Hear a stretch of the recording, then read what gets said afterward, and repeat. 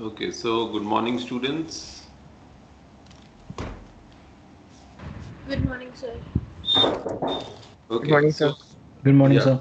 any questions from yesterday's class? Any queries?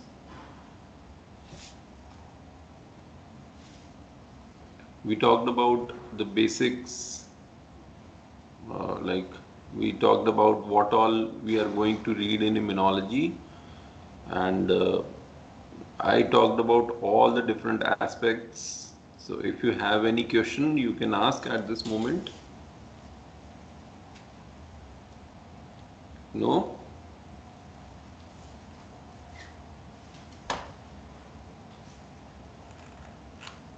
Okay.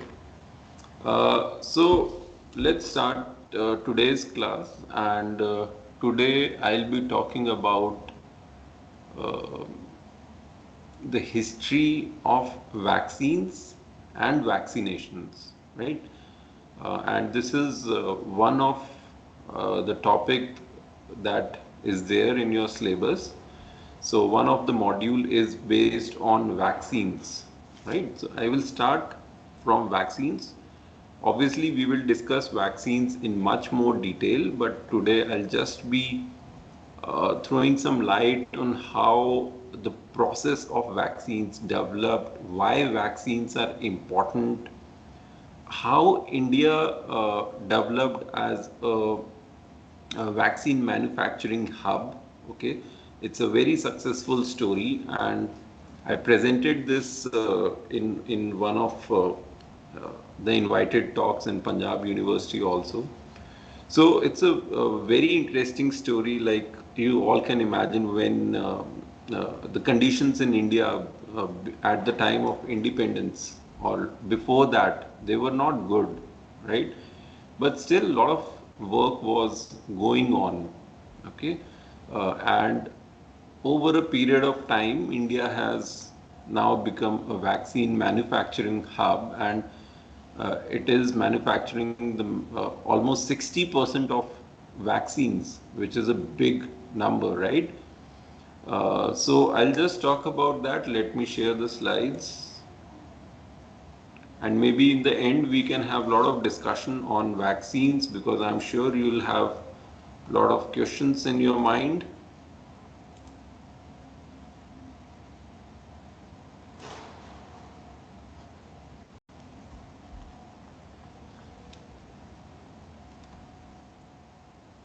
Okay, so before I move ahead with the story, let's see the different types of vaccines. I'm showing this slide because um, in the slides that you will see further, there may be mentions of inactivated vaccines or attenuated vaccines and so on. Okay, so students, anyone knows what is inactivated vaccine? Anyone?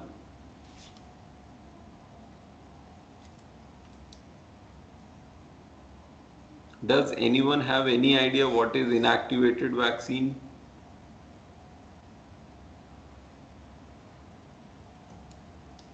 What are attenuated vaccines? So have you heard these terms before?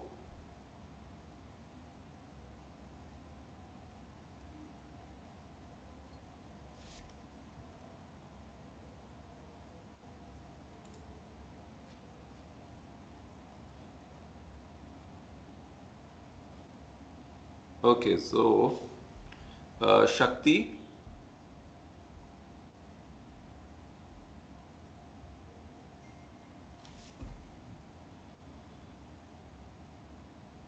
Devanshi,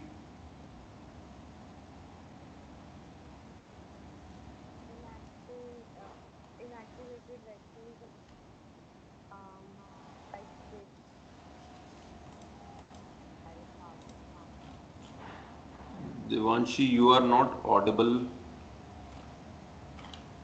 So now am I audible? Yes, पर बहुत कम आवाज आ रही है. Yes. Sir, inactivated vaccines are those which contains different types of various virus particles, or we can say bacteria, and they do not replicate. Okay, okay. And who will tell what are attenuated vaccines? Okay, Ishita.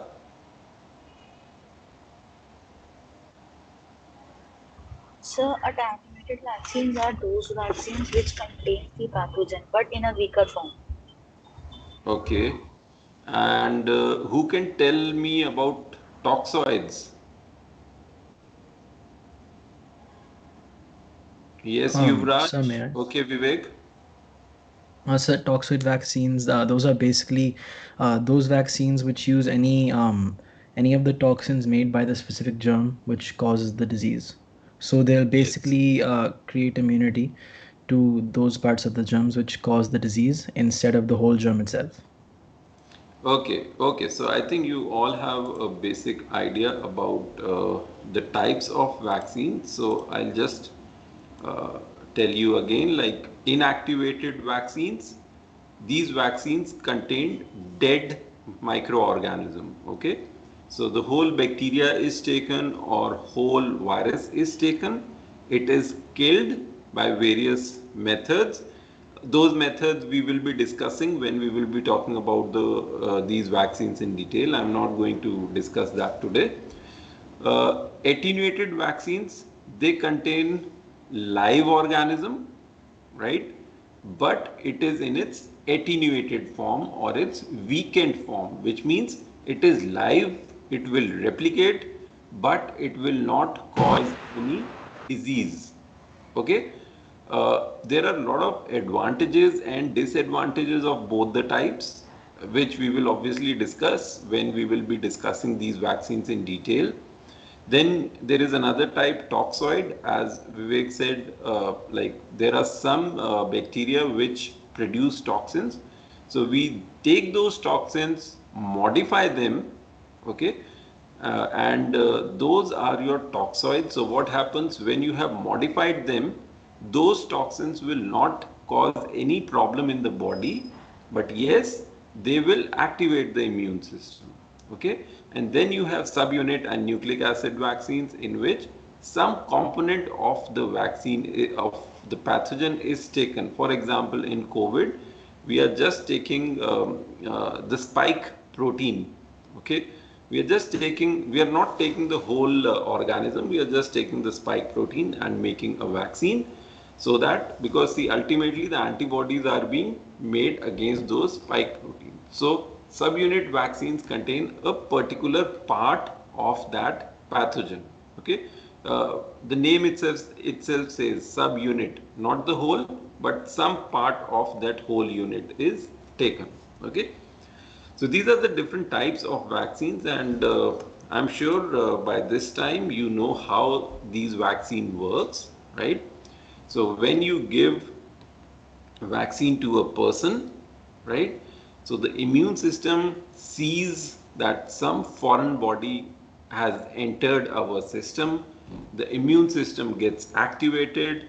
The patient's immune response begin. The person then develops antibodies against that pathogen. Okay, and also the memory B cell response gets activated.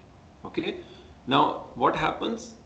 A memory is also generated. Antibodies are developed, but also a memory is developed, right? So there are some memory B cells which are developed in the body, and they will be there in the body in less numbers. Okay, but now just imagine after 5 years, the actual pathogen enters the body. Okay. Now there are memory cells. So they will remember that we have seen this kind of pathogen earlier. Okay. So they will get activated and they will start to multiply, they will start to produce antibodies, and they will immediately go and bind to the pathogen and eliminate it. Okay, and that is why vaccines are effective. So, like we have seen in case of COVID, so the person who suppose gets it for the first time, the immune response takes some time to come into action, right? But if you are vaccinated, the immune system will be immediately starting to do its work. Okay, so uh, the response will be quick. Okay, so that is how vaccines work, and we will discuss more about this when we discuss these things in detail. So I think now you can understand what happens. So basically, the weakened form or some part of the pathogen or the killed pathogen is injected in a person, and that leads to development of antibodies and memory B cells. Okay, and when the actual pathogen enters the body, those B cells get activated and they start producing antibodies immediately and lead to elimination of the pathogen. Okay. Now, let's understand the importance of vaccines. Are vaccines really effective? And you can see the graphs below, right? You can see like these, this red dot, it is the point when the vaccines were introduced. Okay, so you can see the cases were high at this point, and then vaccines were introduced, and then you can see gradually the number of cases have gone down. Okay, so this is in case of diphtheria. So its vaccine was introduced in 1921, and then over a period of time the number of cases of diphtheria have gone down. Similarly, you can see it in case of polio. So the polio vaccine, it was introduced in 1955, and then you can see the numbers started to decline, and now you know that most of the parts of the world are polio free, right? So in most of the countries we don't see polio now. Okay.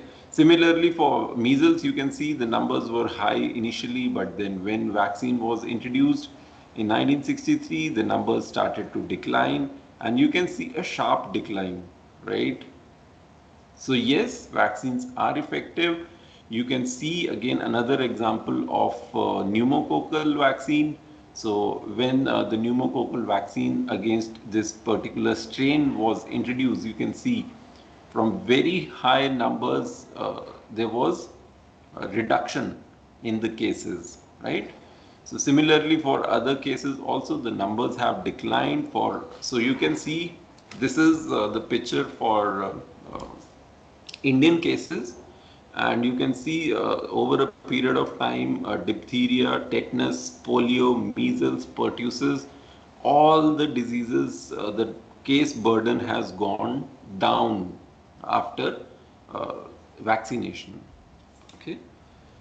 So yes, vaccines are effective, and we have seen this.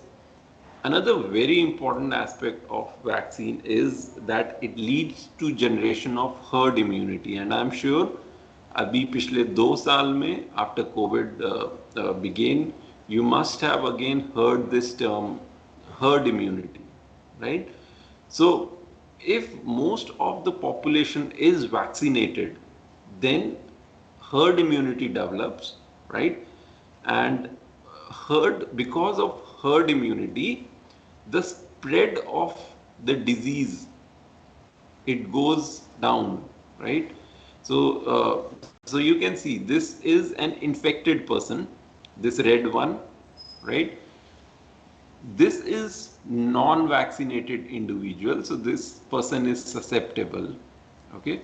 Now in this case, when the population was not vaccinated, so an infected person came in contact with the susceptible person, and this susceptible person became infected, right? But now just imagine there are a lot of immunized people. So what happened? This infected person comes in contact with immunized people, and then they will block the spread of infection to susceptible individuals, those who are not vaccinated. And students, in every population there will be some people who are not vaccinated, right? We need to understand this, because see what happens, there are a lot of people. There may be some very poor people who cannot afford vaccination, or there are some people who are having some infections. There are some people who are like on immunosuppressive drugs or other kind of conditions, right? There are HIV individuals. So some people, they actually cannot take um, the vaccines, right? Some people are allergic to vaccines, so they cannot take the vaccine. So they are the susceptible ones, right? So if maximum population is vaccinated, then those people who are not vaccinated, they get the protection, and that is called the herd immunity. Okay, so therefore immunization is one of the most cost effective public health intervention, since it provides direct and effective protection against preventable morbidity and mortality. Okay, so obviously if immunization is done properly, okay, it's very cost effective public health intervention. It can save lives. It will reduce the burden on the health economics. Okay, because see, if a person gets infected, he will go to the government hospitals, and it will be a lot of spending from his pocket, right? But if the person is immunized, then it reduces that economic burden on that person, right? And vaccines have been major contributor in the decline of under 5 mortality rate from around 233 to 63 in the last 5 decades in India. Okay, so you can see like initially, uh, suppose 233 children, so out of 1,000, 233 children uh, were dying, right? But with vaccination, the number has reduced, and now it's around 63, and maybe it has reduced further now. Okay, so you can see vaccines are saving lives. Okay, so now I'll start with the history of vaccines, and it all started with smallpox, and I think you all know how it all began. So you can see the picture of a smallpox victim in this picture, right? In this case, there were formation of these vesicles, these blisters all over the body. Okay, and even when the person get cured, these spots remained on their bodies. Okay, so at one time point, it was one of the major disease worldwide. Like a lot of people were dying because of smallpox.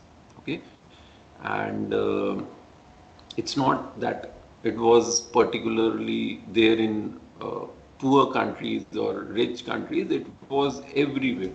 Okay, and a lot of people were dying because of it. And for its treatment, uh, in some Asian countries like India, China, and some other parts, Turkey, there was a practice which was called variolation. Okay, it's variolation, Variolation. Okay, so variolation was a process where, uh, like, suppose this is the patient, they will take the pus from these vesicles. Okay, uh, that pus will be dried, sun dried. Okay, because there were no instruments at that time, so they were sun dried. They were made into powder form. Okay, and then like the patient or the person was asked to inhale it. Okay, so when the person will inhale it, now just see what happens.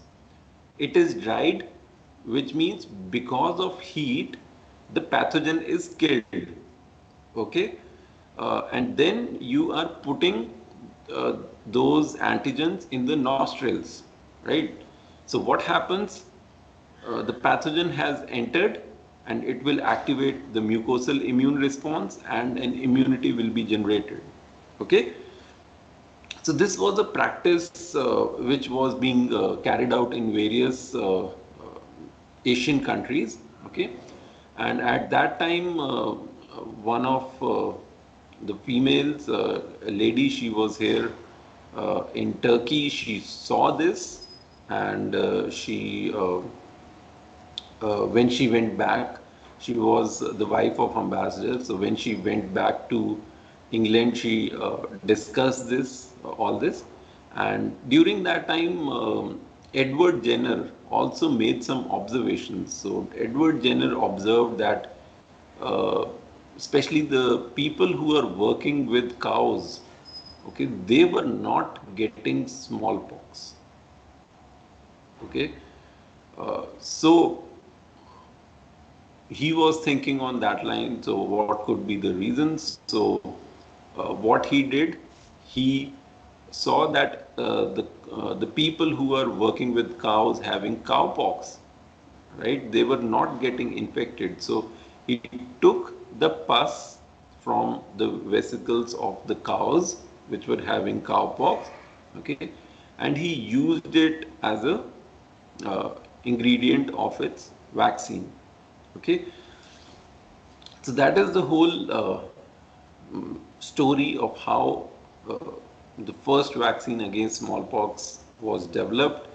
Okay, and then he administered that in a small boy whose name was Joseph Mister, and you can see in this picture, Edward Jenner is injecting that in that boy. Okay, and later on he also injected the smallpox virus. Okay, and Joseph Mister survived, so he showed that yes, the vaccine is effective. Obviously, at that point, there were no guidelines, so he could do that. But in today's time, this practice is unethical. You cannot inject the real pathogen. Okay, so this is the story of how the smallpox vaccine was developed, and then obviously smallpox was over a period of time eradicated from the world. We'll talk about that. So coming to, so the vaccines were developed in, obviously the smallpox vaccine was developed in England. Okay. Now coming to the Indian scenario, the pre-independence efforts. Okay. Now the first dose of that smallpox vaccine lymph in India arrived in May 1802. Okay, and now you can see we are saying vaccine lymph here, okay, because it was not the kind of vaccine that we see today, right? It was just the fluid from the cows, okay, the lymph fluid from the cow which was taken, okay. So initially that was the vaccine. It was not the purified version that we see today. Okay. So the first dose, you can just imagine, it came in India in 1802. So long back before India was independent. And at that time, Anna Dutsal, a 3-year boy from Bombay, which is now called Mumbai, so he became the first person in India to receive the smallpox vaccine in June 1802. Okay, so uh, the people started seeing the benefits of smallpox vaccination, and because of that, the process of variolation was outlawed in some provinces of India as early as 1804. So you can just imagine, just in 2 years, people were able to understand the effect of vaccination, and therefore the process of variolation was outlawed. Okay, and at that time the compulsory vaccination act was passed in India to ensure higher coverage, because see, obviously vaccine hesitancy is still there, right? आज भी बहुत से लोग Covid vaccine नहीं ले रहे, right? So vaccine hesitancy is even today in this age of like when there is so much of media coverage, right? Now just imagine 1802 or 1804, right? उस time तो coverage थी ही नहीं, right? So how would people get to know the benefits of this vaccination? Okay, so you can see 1804 से भी almost 90 years तक the coverage of vaccination was low, right? So therefore, a compulsory vaccination act was passed in India in 1892 to ensure higher coverage, right? So that maximum people can get vaccinated. So by that time, the smallpox vaccine were imported from Great Britain, okay, and जैसे जैसे लोगों ने vaccine लगवानी शुरू करी, right? So obviously the demand also increased, okay, and that led to shortage of vaccine because you can just imagine England से vaccine India तक आएगी and at that time you can just imagine वो ship से आती थी it would have taken some time to reach right so धीरे धीरे there was shortage of vaccines and therefore government of India at that point thought of some alternatives for increasing vaccine supply. Okay, so government said कि हम वहाँ से मंगवाते हैं, why can't we just develop these vaccines in India itself?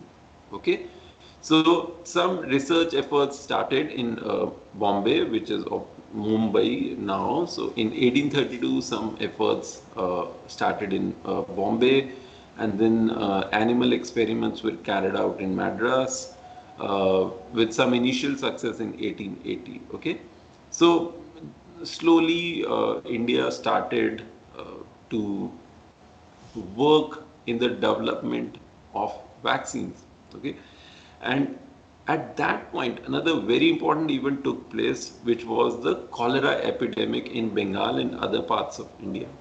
Okay, so smallpox was there. It was a big problem throughout the world. India, maybe it was a big problem, and then at that point, another epidemic was also there, which was that of cholera. Okay, so now a lot of people were also dying because of cholera, and uh, at that point, Dr. Hafkin, he uh, said that I have the vaccine for it and I can help the Indian people. So the government of India accepted the request of Dr. Hafkin to come and conduct the cholera vaccine trials in India, right? Because a lot of people were dying of it. So government said, okay, you come here and you can do the cholera vaccine trials. So the trials were carried out in Agra, Uttar Pradesh, and it shows the vaccine is effective in control of diseases. Okay, so the cholera vaccine trial started. So now that was the second vaccine that was there in India. So smallpox vaccine, and now came the cholera vaccine. Now during that, another epidemic started, and that was the plague epidemic. Okay. Now I'm sure you know about plague also. You know about cholera also. I haven't discussed these things. So cholera. Uh, does anyone know cholera is caused by which organism? Sir, is it E. coli? Vibrio, No. Is it Vibrio cholerae? Yes. We call it as And what are the symptoms? Mostly vomiting and indigestion, and that's what I know. The major symptom is diarrhea. Okay. And so diarrhea and vomiting. Okay, and ultimately what happens, a lot of fluid and salts are lost, and that leads to dehydration and ultimately death of the person. Okay, so and what about plague? Have you heard about this disease? Anyone?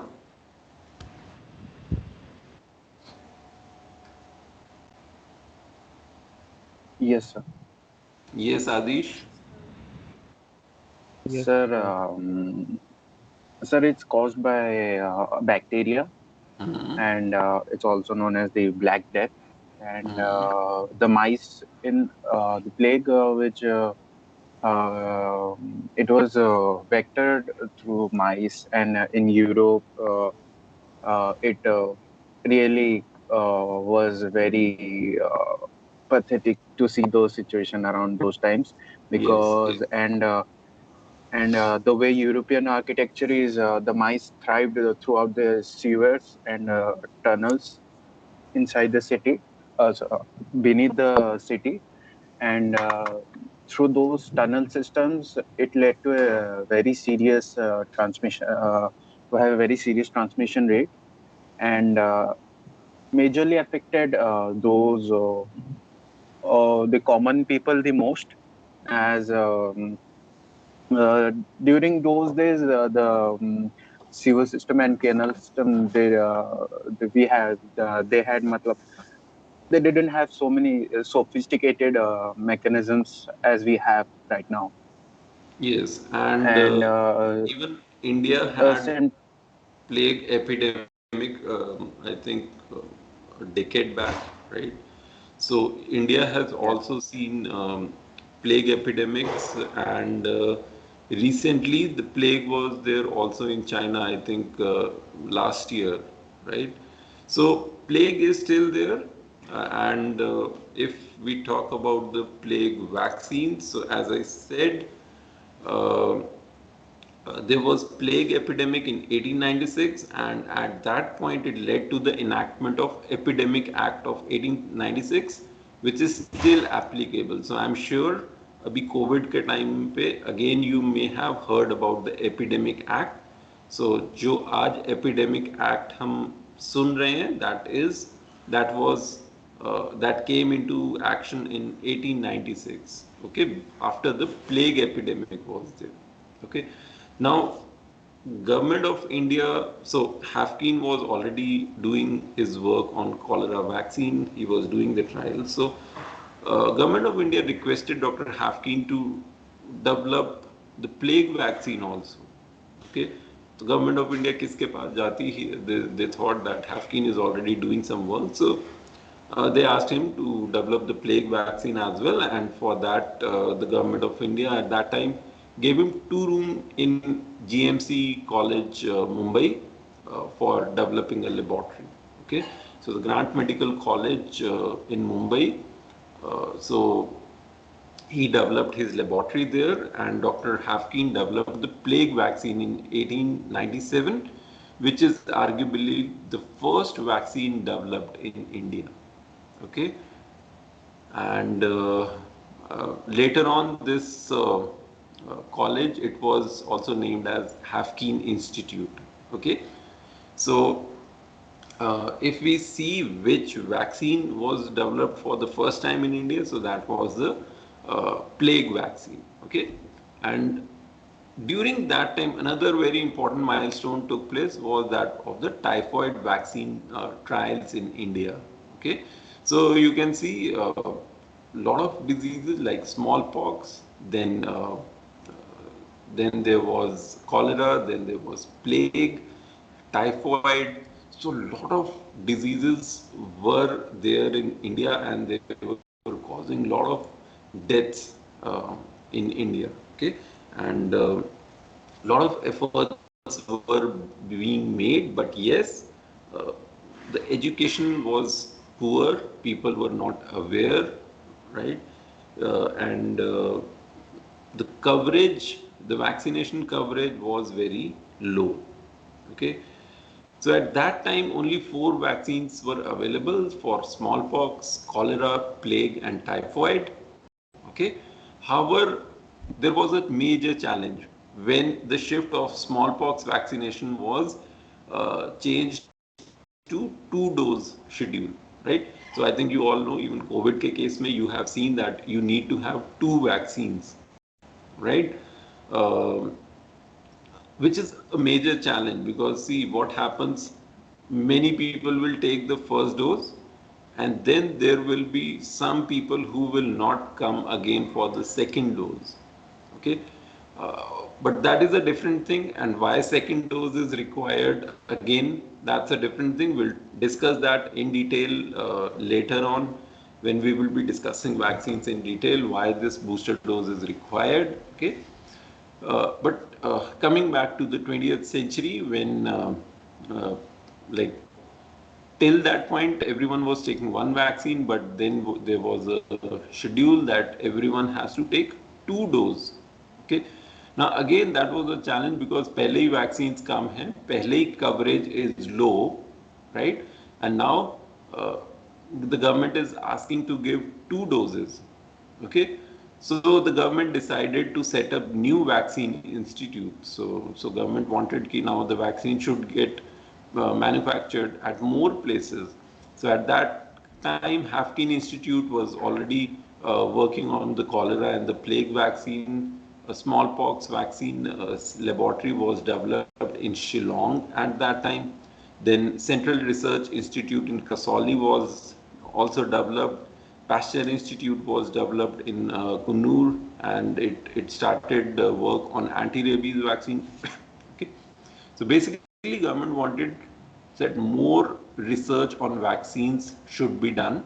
Okay, and there should be more production of vaccines because now for smallpox we needed two doses per person. Okay. Okay, let me see how much. Okay, I'll just stop here.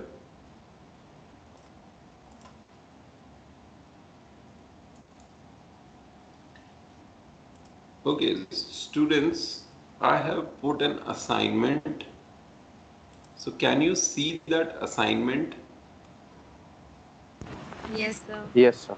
Yes, sir. Okay, so Yes, sir. students just, so those are MCQs, just uh, do it and then we will discuss the answers.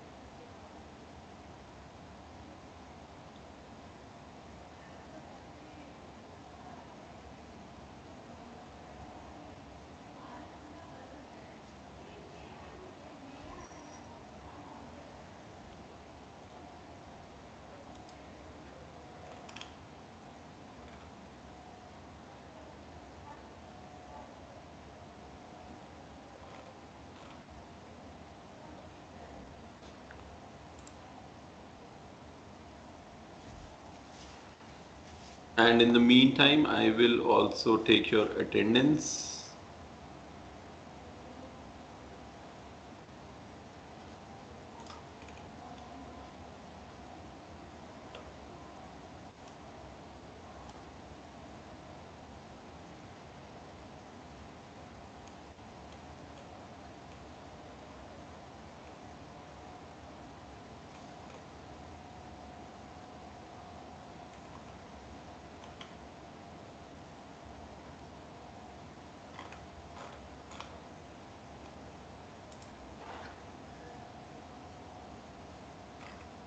Okay, students, also be ready for your attendance.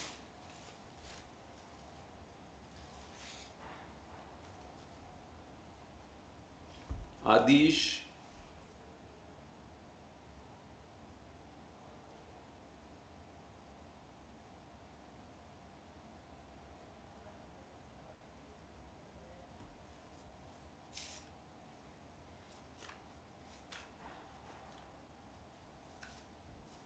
Adish,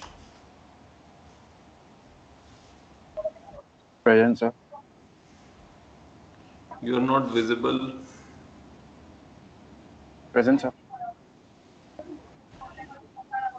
Okay, Atoiba, Present, sir. okay, Ayushi, Present, sir. Sam, Present, sir. Devanshi, Present, sir. Ishita,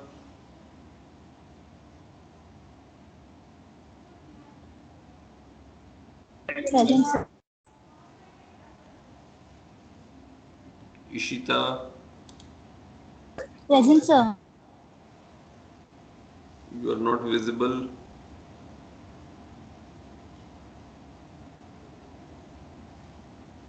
So my camera isn't working. Okay, Janvi, Present, sir. Kshitij,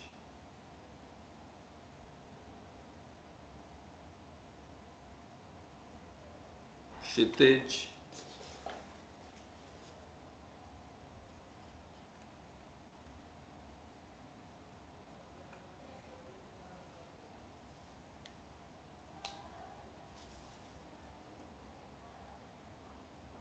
Manaswini, Present, sir. Namrita, Present, sir. Nandini,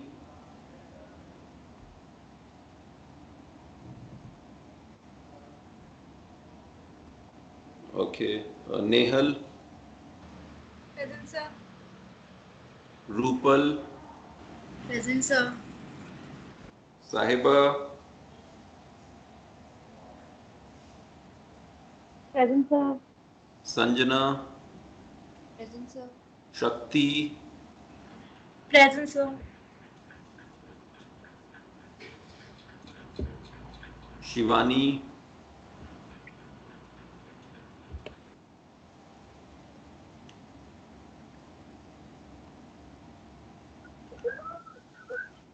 okay, Tanvi, Present, sir. Tridiv,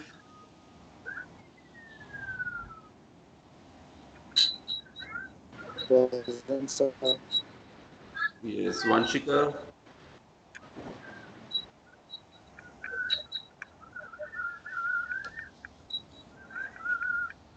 Vivek,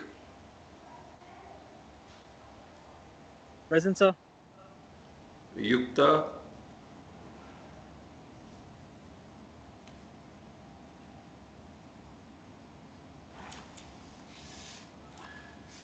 Yukta, Yuvraj, Present, sir. okay, okay, so students, I'm waiting for your responses. 17 have submitted. So I think only 3 or 4 students are left.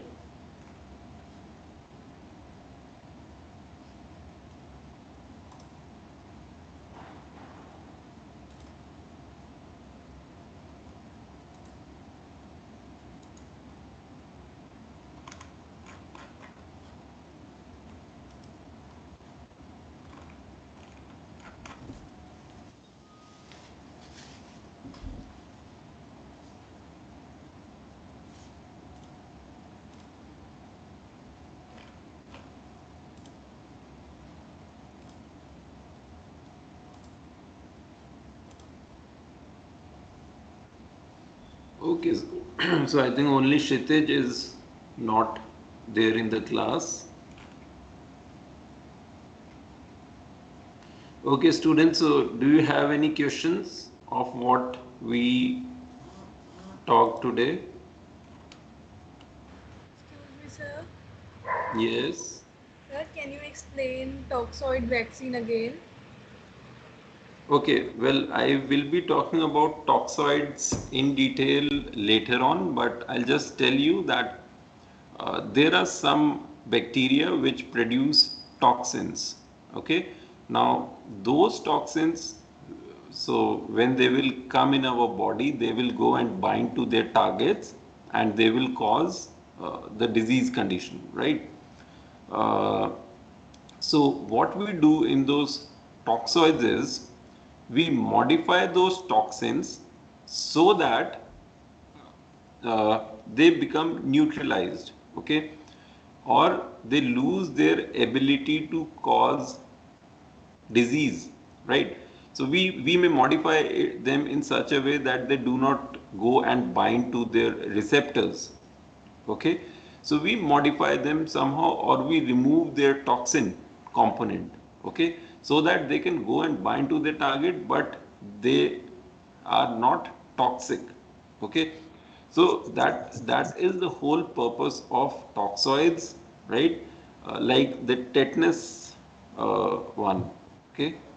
So that is what is all about toxoid. So we take the toxin, modify it, and inject it, okay, so that our immune system sees uh, the epitopes of the toxin, okay, generate an immune response, generate a memory, and when the actual toxin will enter, the antibodies will not allow it uh, to cause the disease, okay. Okay, thank you, sir. Okay, Sam. Sir, I wanted to ask about do we still give vaccination if we reach a high percentage of herd immunity or if we eradicate a microorganism or any pathogen?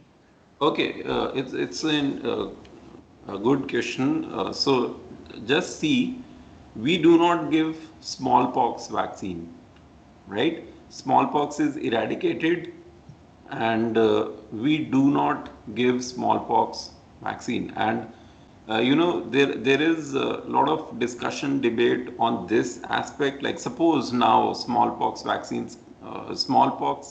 comes in our environment, so the whole population is susceptible, right? But we are still not giving any vaccines because we know that smallpox vaccine is not there in the environment, right? So in that case, we are not giving. Now, see the case of polio, right? I said polio has been eradicated from India, right? But we are still giving polio vaccines. So the reason for that is that although India is polio free, the world is not polio free, right? There are still cases of polio in Afghanistan, in Pakistan, right? Now just imagine uh, now how the polio virus spread. It can also spread through water, right? So the polio virus, it can come to India and can still cause disease because it has been eradicated from India but not from the world. So we are still giving polio vaccines so that no new case of paralytic polio appears. Okay, so it all depends on the status of the disease burden. Okay, uh, on the basis of which we decide if the vaccine has to be given or it should be discontinued. Okay, Sam?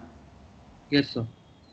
But sir, like Yeah. it's not a question, but wouldn't that be like a key strategy for bioterrorists to like make, like for example, smallpox, weaponize it, and then Yes, and yes, that's true, and that's why I'm saying that there is a lot of debate on it because the smallpox virus, it is still preserved in two laboratories, one in US, one in Russia. So we still have that smallpox virus in vials preserved under high security. Now just imagine the terrorist, if they reach those vials, okay, there could be this threat of bioterrorism. They can just spread that virus, and again the whole world will be suffering like we are suffering with COVID at the moment, right? So yes, that fear is there and we are not protected, right? But the good thing is we have the smallpox vaccines. If there will be need, we can immediately start to uh, vaccinate the people, right? But in case of COVID, it took 1 year by the time vaccines came. Okay, so that could be the advantage in case of smallpox. But if some new virus came, like there are theories about COVID also, that it was developed in lab, right? And then it was spread. Bioterrorism threat is always there, and smallpox के case में it is, yes, it is there, and as I said, the virus is also there. We have the virus, but yes, it is preserved under high security. Okay, okay, Sam. Yes, sir. Yeah, Shakti, any question? Yes, sir.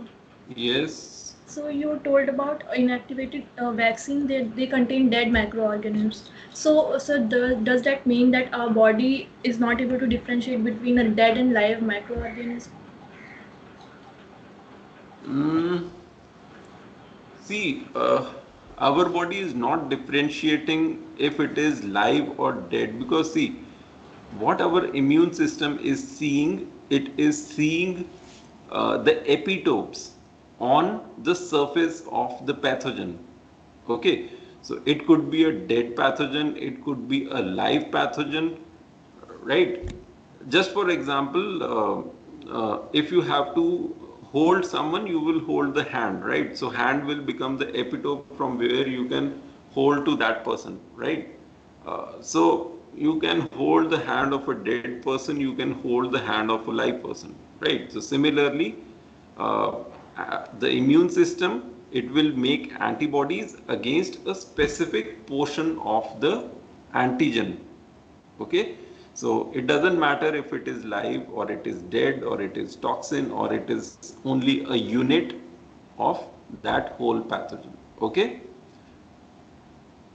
Okay, sir. yeah, but there is one more thing.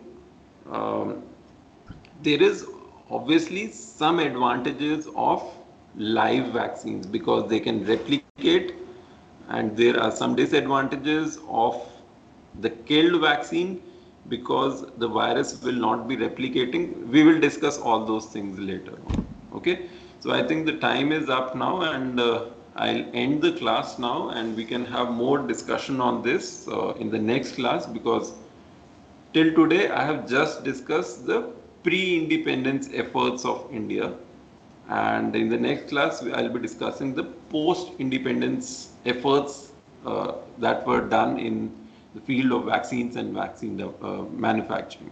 Okay?